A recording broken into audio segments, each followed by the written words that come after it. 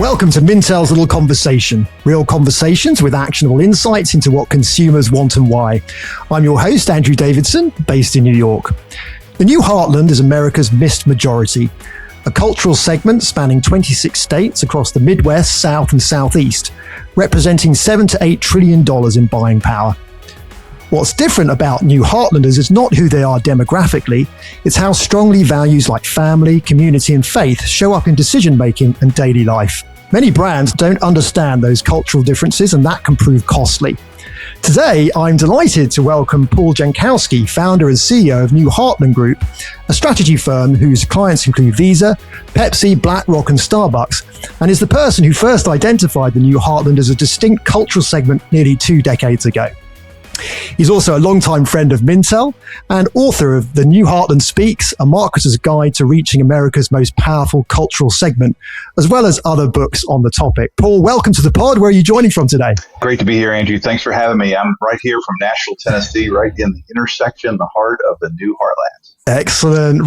Well, you've spent your career building brands across music, entertainment, and culture. I mean, when you look back, what were the patterns you were seeing that eventually led you to the New Heartland idea? I think from the beginning till today, the pattern I keep seeing is where and how culture actually moves people before marketing does.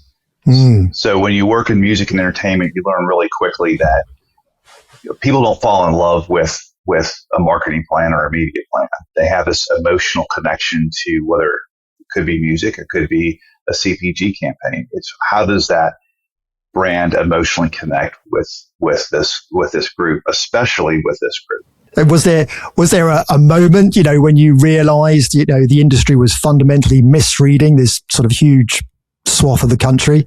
It really wasn't a lightning bolt type moment. It was this series of rooms, these brand strategy rooms, these client rooms that I was hearing the same kind of dismissive assumptions.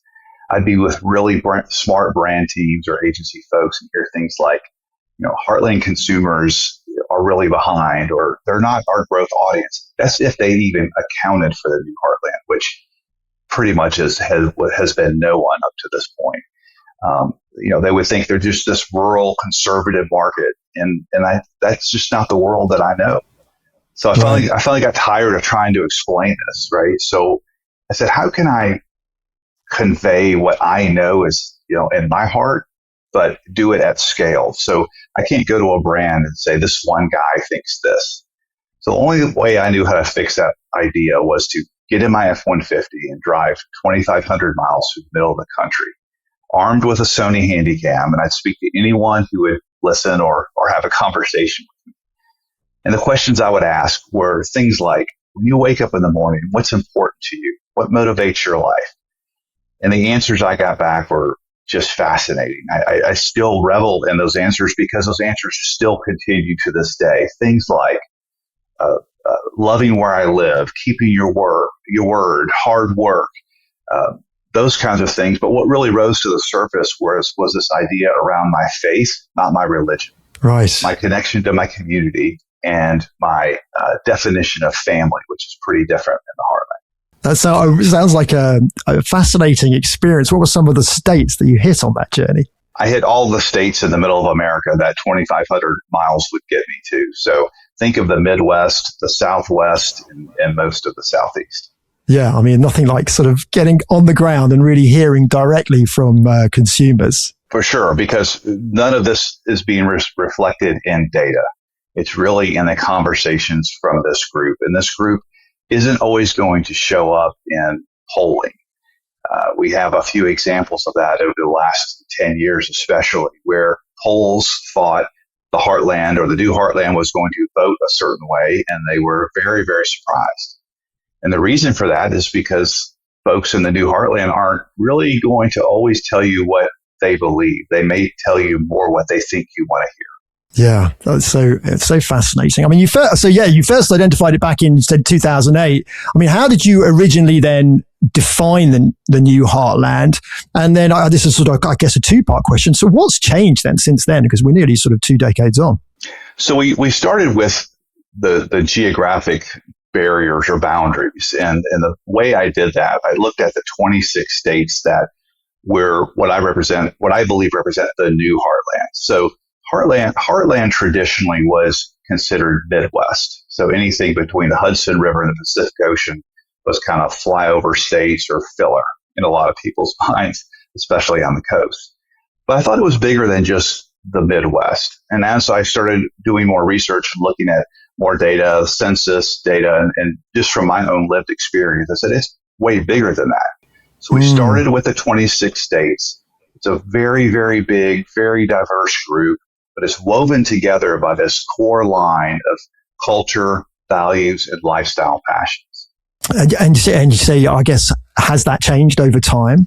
So it's growing and it's evolving. So while it represents 60% of Americans, and you mentioned in the intro, this really is a missed majority.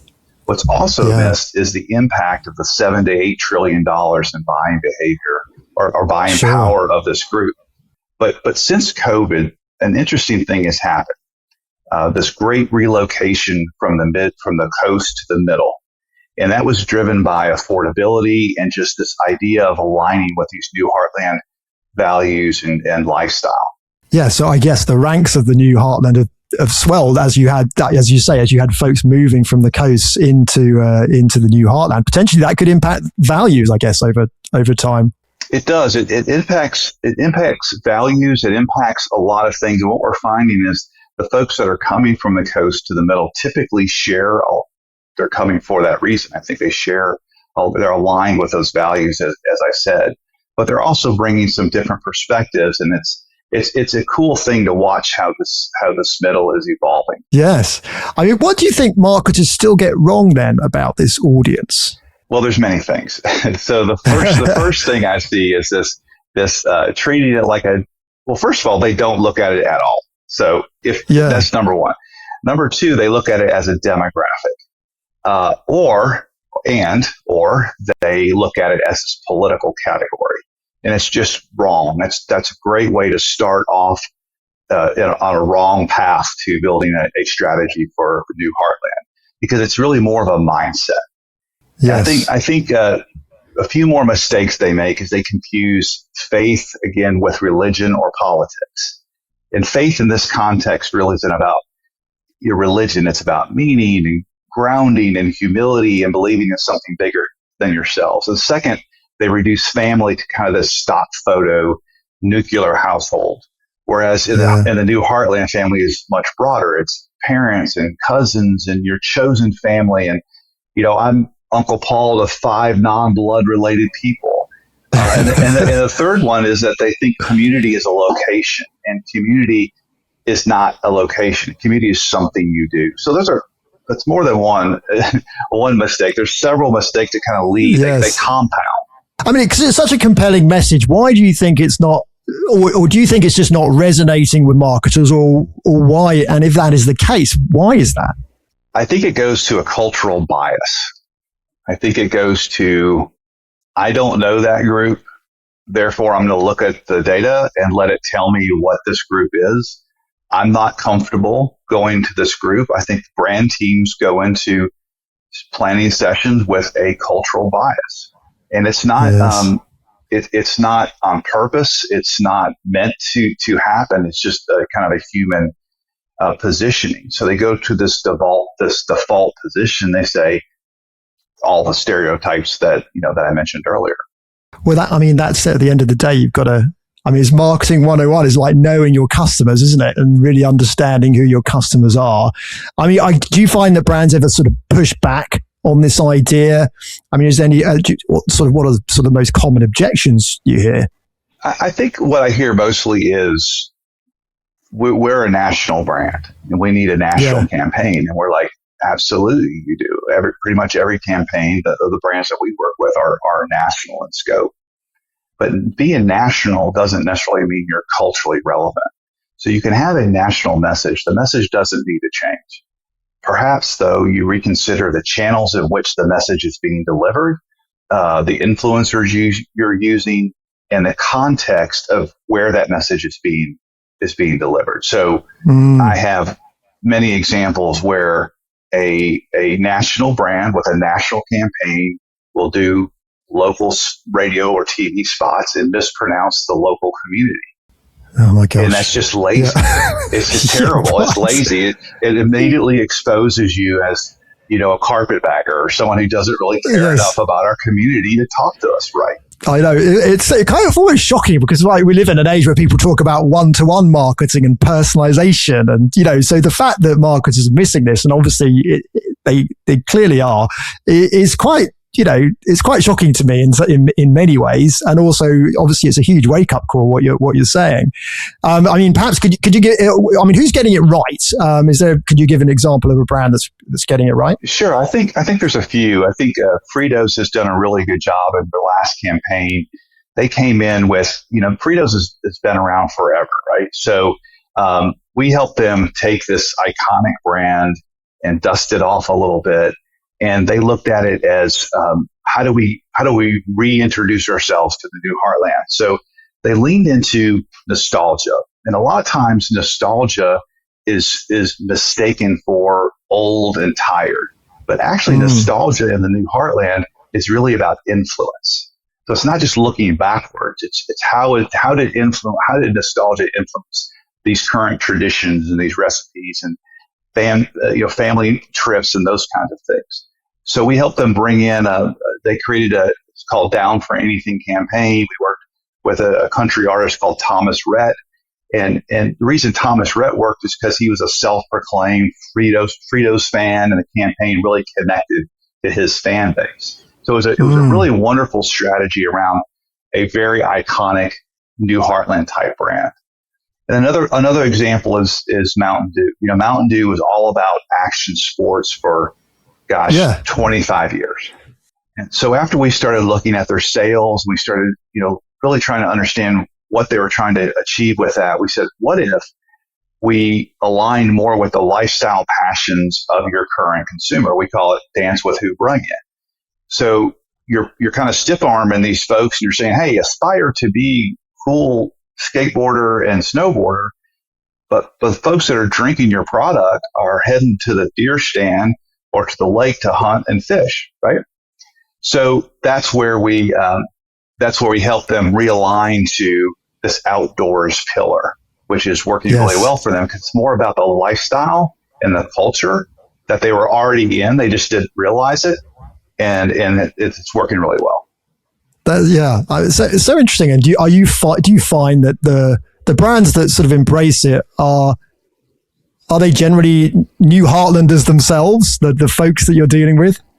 Well, new Heartland brands don't get a pass, number one. Number two, the people in the room, there's two types of brand people that I've found that I've worked with over the years. One is really forward thinking and taking themselves out of being marketed to and looking at how do we look at culture differently. And they're not from the Heartland. They're just really smart. The other one is, hey, I grew up there. I hadn't lived there in forever, but I kind of remember that. Maybe we should take a look at that. So I have two folks that kind of get us into the room. And then they're the ones who we look at. We help them kind of assess where they are in what we call the visibility gap. So most brands are not, accounting for the right signals. So the loudest signals aren't necessarily the best signals. So there's a visibility gap with how brands are measuring and what they're looking at to measure and what's actually happening. So it's how you think this cohort is living and how they're actually living. That's the gap, the visibility gap. Yeah. Oh, that's so interesting. So that's interesting. A couple of good examples of brands doing it right then. I noticed there was an article in Ad Age where you were talking about some of your work, and you called Cracker Barrel, the restaurant chain, a cautionary tale. So maybe could you tell us what went wrong there and what should they have done differently? And this is purely as, someone looking at from the outside. We have not worked with Cracker Barrel. And as I said, the fact that you're in the new Heartland does not give you a pass. They happen to be headquartered in Lebanon, Tennessee, which is outside of Nashville. So the lesson for Cracker Barrel is not never modernize, because brands need to evolve. So that's not what it is. But Cracker Barrel wasn't really about a logo change. It just became kind of this visible trigger. And it's been things that have been building for years. I call it, you've heard of death by 1,000 paper cuts. It's declining service, inconsistent food quality, menu changes. The idea of what people really loved about the brand had been eroding over time. So, that's the danger. Brand rarely loses trust in like one big moment. And I'm sure you can think of brands where you go, they're just not how they used to be. And so the logo change was something people could point to, and what they did is they just they underestimated what the brand meant to people. And I need to point out, a lot of folks who haven't been to Cracker Barrel and are weighing in on this are talking about the food in the restaurant. Half of their experience, more than half of their experience, is this country store, nostalgic, old types of candy and all this stuff that's, stuff. It's just stuff. A lot of stuff you definitely don't need, but they sell a ton of it. So it's this country store browsing while you're waiting for a table. And so once that got out of kilter, and then the core restaurant piece fell out, the logo was just the opportunity for people really to speak out and go, what the heck? Yes. So, I guess if you're sitting in a brand team right now, where'd you start? I think you've got to look at where you're showing up in people's lives. It's not what is our message, who are we targeting. I think you got to start with real life. It's kind of like, I know we're under pressure. I know every brand marketer is sitting there going, okay, I've got to get 18 months ahead of the next strat plan and my annual planning session, and I've got to everyone's under pressure, so we're becoming very systematic in how we're building brands. And I submit, I get it. I mean, it's tough. It's moving at a velocity. Brand planning is moving at a velocity it's hard to keep up with. But if you don't stop, and to me, it's kind of more of a lazy approach. It's like just keeping doing, being very systematic. I think you got to slow down and just say, where are we showing up? At the dinner table, at the tailgate, in the family routine, at work. Where do we want to be with this group? And I think that's the number one challenge that brands need to assess. This is also a good spot to talk about the visibility gap. And so when brands are starting out, I would look at the gap between what you're assuming people, or how you're assuming people in the new Heartland live, and how they actually live. And that's by looking for the wrong signals, things I talked about earlier. Yes. I mean, it almost suggests to me that marketers aren't really getting to grips with who their customers are. Is that, I mean, are we worse at that these days as marketers, or I mean, you'd think we would be better with all the technology and everything available to us and all of the reams of data and access to data. Are we just not as good as we should be? I think the data has extracted us from lived experiences of the people we're trying to appeal to. Data's great. It goes back to what I said just a minute ago about the velocity of planning. Data gives us the rationale, or the perceived rationale, or the checkbox rationale to say, we know this consumer. But I submit you don't know this consumer. You don't know this consumer. If you look, again, back at elections, you look at some of the backlash that has happened for brands over the last 10 years. You don't know this consumer. Yeah. And it comes down to, if you're personally not comfortable going down to a tailgate at University of Alabama and you feel out of place, then you better get somebody who knows how to navigate this culture. I remember, obviously covering financial services for many years, and MBNA, the credit card company that is now part of Bank of America, all of their employees had to I think they had to do a certain number of hours listening to customer or answering customer calls, actually speaking one-on-one with the customer. I actually had somebody on this podcast last year who brought a customer in to their sort of, team offsite who would talk about their lived experience. Like you say, it's so important to really get that sort of anecdotal, the feeling, to understand the real feeling and the context and the nuance behind some of the data. You use such a great word. Nuance is such an important and powerful term and concept when it comes to understanding this, because what we do is we help brands understand what I call between the lines of the data, or the nuances of the data. Data is only as good as the questions you ask, who you ask it of, and then how you use that data. And those three things are not independent. They have to work together. So we are really interested in we are developing a new platform called Lived Qual. It's the Lived Qual Intelligence, where we go into fairs and festivals, and we set up, we intercept, and we listen to people more than we talk to people. We just want to know what's happening, man. What's going on in your life? And the stuff we hear is it's fascinating.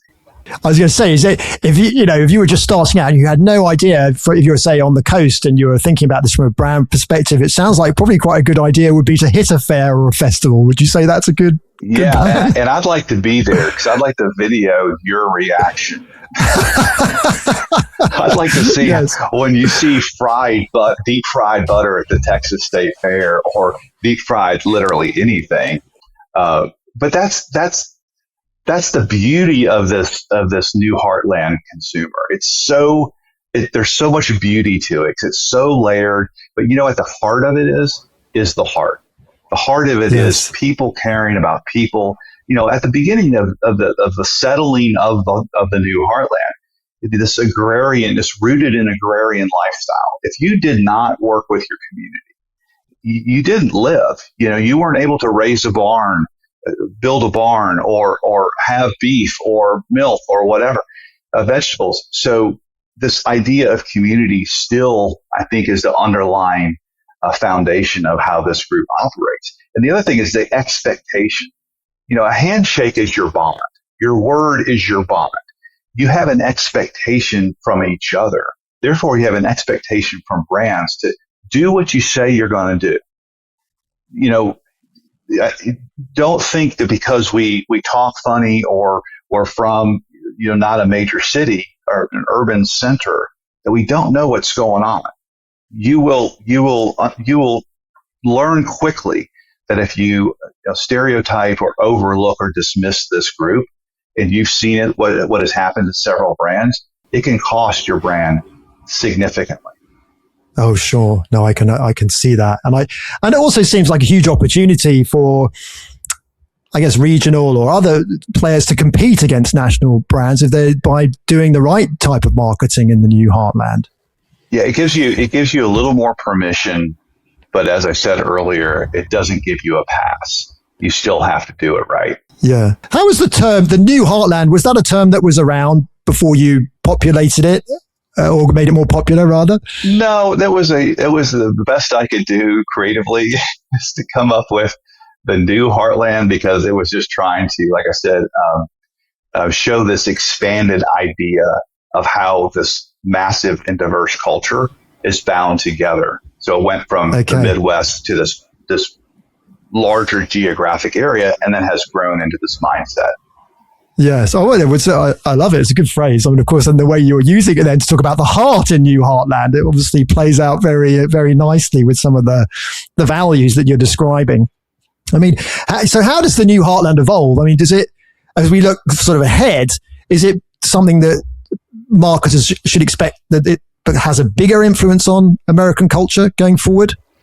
I think the Heartland, and we've seen it evolving, as I mentioned, kind of since COVID and this great relocation, but it continues to evolve in influence, whereas it was may have been behind in trends. I don't know that the new Heartland is behind in trends anymore, especially with the ubiquity of the internet now. So everyone, for the most part, has high-speed internet. It's been this great equalizer. So the evolution from, if you look at music, if you look at food, you even look at fashion. I mean, camouflage has been on the runways for the last 15 years. Where did camouflage come from? Things like that. So it's no longer this only a follower, but it has definitely evolved in all these cultural cues. Oh, are you saying or suggesting that it's starting to have more of an influence than culturally, outwardly? I would definitely say it is. I mean, let's look at, so we talked about fashion. Let's look at music, for instance. Music has become this great collaboration of country. Look at Beyonce's last record. Look at Post Malone's last record. They're country records. Country has become this mainstream genre, not the George Straits of the world necessarily, although a lot of the older music has been discovered. 90s country has become a big thing. But if you look at Jelly Roll and you look at folks in Carrie Underwood that have crossed over and become pop artists, and Kelly Clarkson. Yeah. So there's a lot of crossover in key cultural pieces, such as music. Look at food. Barbecue culture is exploding everywhere you go, and that obviously is rooted in the new Heartland. How interesting. All right. Well, I guess our last question for you then. I mean, I asked you to get your crystal ball out and look ahead. I mean, what would you say is the most important thing that you expect to see impacting marketing over the next, say, 5 years? We all know the answer to that has to be some form of AI. So we know that the next biggest change, especially in marketing to the new Heartland, will be how is AI addressing this cultural fragmentation and this overall declining trust. So AI has made it easier to make content faster. It has also made it easier to make bad content faster. So it still comes down to rooted in this human truth and this human understanding of the type of content and the channels in which it's delivered. So AI is phenomenal, but I would watch that as marketing evolves, relying so much on AI. And I think what's going to happen, we're going to start watching this disconnect for brands that don't pay attention to relying so heavily on AI that they don't bring in and account for this human truth. So it's really moving from targeting to belonging. And that's where AI kind of misses, I think, a little bit of the belonging piece. Yes, indeed.